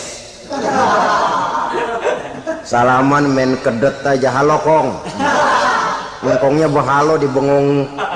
Saudara-saudara kaum muslimin rahimakumullah, akhlak yang tua kepada yang muda, akhlak yang muda kepada yang tua, kepada jiran dan tetangga, kepada sanak famili dan handai tolan, pendeknya kepada sesama muslim. Tetangga ada haknya, ada hak tetangga yang kalau kita berakhlak itu harus dipenuhi. Contoh kecil, kalau saya beli radio, itu saya dong boleh berpikir, ini radio saya beli pakai uang saya setel di rumah saya, sekeras-kerasnya ada apa sama orang lain? Radio gua, yang beli gua pakai duit gua, gue setel di rumah gue, ada urusan apa sama orang lain? Itu kalau menurut saya. Tapi tetangga sebelah saya kan bisa juga ngomong begitu. Mata gue yang ngantuk, gue tidur di rumah gue, kenapa suara radio lu masuk kemari? Ketika itulah lalu kebebasan saya nyetel radio dibatasi oleh kebebasan tetangga saya yang mau tidur. Ini sudah akhlak namanya. Umpamanya lagi ada Nabi ajarkan, iza tobakhta maraqatan fa'akthir ma'aha wa ta'ahad jiranaka. Kalau kamu masak sayur, banyakin kuahnya, bagiin tetangga kamu. Bukan bagiannya itu yang jadi soal, tapi akhlak kepada tetangga. Udah tahu tetangganya kelaparan, diseksa, goreng ikan asin, se-RW baunya ngayap, kembang kempis orang nungguin. Saudara hadirin ma'asyiral muslimin rahimakumullah. Jadi dengan demikian, kalau sudah kembali kepada orang-orang yang nilai imannya sama dengan kita, apapun organisasinya, apapun baju yang mereka pakai, kaos yang mereka pakai, jaket yang mereka pakai, kalau sudah seakidah, seiman, jaga akhlak kita. Pendapat boleh berbeda, kaos boleh tidak sama, jaket boleh beraneka warna, bendera boleh beragam-ragam, tapi ukhuwah Islamiyah ini utamakan. Adalah lebih baik mencari persamaan dalam kehidupan dan bukan memperbesar perbedaan. Hanyalah dengan mengembangkan nilai-nilai akhlak semacam ini, toleransi tidak hanya diperlukan kepada yang non-muslim, kepada sesama muslim pun toleransi. Artinya apa? Jangan memponis amalan orang lain.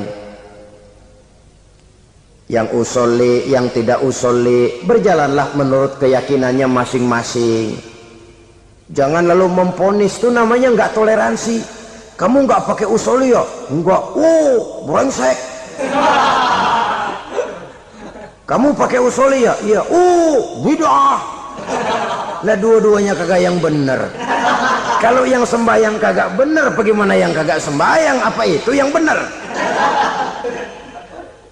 Toleransi, setuju dengan perbedaan pendapat, jangan memponis amalan orang lain. Karena kita hanya beramal, hak menerima adalah Allah Subhanahu wa ta'ala. Jangan sebentar-bentar mencap bid'ah, dolala, finnar, neraka. Kayaknya neraka kapling orang tuanya kali. Gampang bener masukin orang ke neraka. Kita kadang-kadang bisa toleransi dengan orang luar, tapi kepada sesama muslim toleransi tidak sanggup kita adakan. Mengklaim merasa kita yang benar, orang lain salah semua, itu tidak toleransi namanya. Mentang-mentang jadi ustadz, nih satu-satunya ustadz di sini ya, semuanya mesti ngaji kemari. Kalau nggak ngaji kemari Islamnya kurang tapi bener. Toleransi. Saudara-saudara kaum muslimin rahimakumullah, lapang dada menghargai orang yang berbeda pendapat, apalagi kalau perbedaan pendapat itu menyangkut hal-hal yang tidak prinsipil, menyangkut hal-hal yang sekunder dalam kehidupan beragama, menyangkut masalah-masalah yang dalam bahasa fikih disebut soal-soal furu'iyah. Tidak usah menyebabkan kita bersih tegang. Kepala sama hitam pendapat boleh berbeda dan halal. Bahkan Nabi mengatakan ikhtilafu ummati rahmatun. Perbedaan pendapat di kalangan umatku bahkan menjadi rahmah, sepanjang perbedaan pendapat itu diiringi dengan rasa toleransi. Tapi kalau sudah main baku hantam, main klaim, memponis orang lain, akhirnya timbullah keretakan. Jangan heran kadang-kadang satu masjid dua kelir. Ya soal kelir boleh kelar-kelir, boleh kelar-kelir, tapi kalau harus terlalu mencolok menyebabkan timbulnya keretakan, saya kira yang akan turun bukan lagi rahmah tapi bala. Bala akan menimpa kita, jatuh kita menjadi umat yang lemah. Oleh karena di antara kita sendiri, sesama kita tidak pandai bertoleransi, tidak lapang dada. Ada anak muda kelihatannya mau majuan dikit, yang tua curiga. Kalau dia maju pasaran gua bangkrut dong nih. Lalu ditekan tuh anak ditekan melejit. Kadang-kadang yang tua maksudnya baik, mau memelihara, yang muda salah terima. Kan tua kejemur. Dari dulu sampai sekarang gitu-gitu doang. Anak kemajuannya. Padahal yang tua barangkali maksudnya juga baik, mau memelihara. Sebenarnya kalau kita bisa mencoba mencari titik temu dengan alur komunikasi, tidak merasa diri yang paling benar, tapi toleransi, boyak menerima pendapat orang lain, setidaknya mau mendengar omongan orang. Yang susah kalau udah kena penyakit nggak mau ngerti omongan orang, nggak mau nerima pendapat orang. Kodok di kolong tempayan, cukeng kayu asem, asal ijo udah ijo aja ijo dah. Nggak ngerti omongan orang, yang kayak begini yang orang jadi kesandung. Oleh karena itu saudara-saudara, alangkah nikmatnya kehidupan ini apabila kita menyadari kita ini ummatan wahidah, satu umat yang satu, yang diikat dengan akidah. Kalau kepada yang non muslim saja kita diajarkan untuk berakhlak, apatah lagi kepada yang seiman, seakidah, sekeyakinan. Wajarkah perbedaan pendapat yang kecil-kecil lalu menyebabkan kita bertolak belakang, cerai-berai, centang perenang? Bila bertemu di jalan yang satu menyisih ke kiri, yang lain menyingkir ke kanan. Kalaupun juga bercampur di tengah kumpulan orang banyak, persis air dengan minyak. Yang atu melengos, yang atu madep mojok. Orang lain senyum, dia mau pada manyun. Saudara-saudara kaum muslimin rahimakumullah, realita ini walaupun tidak enak, pahit, tapi masih hidup di sebagian masyarakat kita. Ini yang perlu kita atasi. Soal toleransi kepada orang lain, sejarah sudah membuktikan. Mari kita jangan cuma bisa mengajak orang lain, umat lain untuk bertoleransi dengan kita, tapi kepada sesama kita. Toleransi ini perlu kita tegakkan, perlu kita bina, terutama di dalam kita menuju bentuk ideal daripada konsep ukhuwah Islamiyah ini, yang memang selalu kita akan cari bentuk-bentuk idealnya sejalan dengan perkembangan situasi dan kondisi yang dihadapi oleh umat.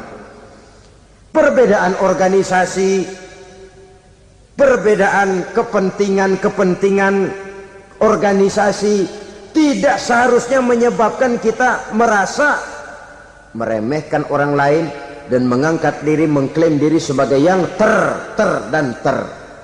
Jadi dengan demikian, apabila yang pertama tadi akhlak kepada Allah dinamakan hablum minallah, maka yang kedua ini merupakan hablum minan nas.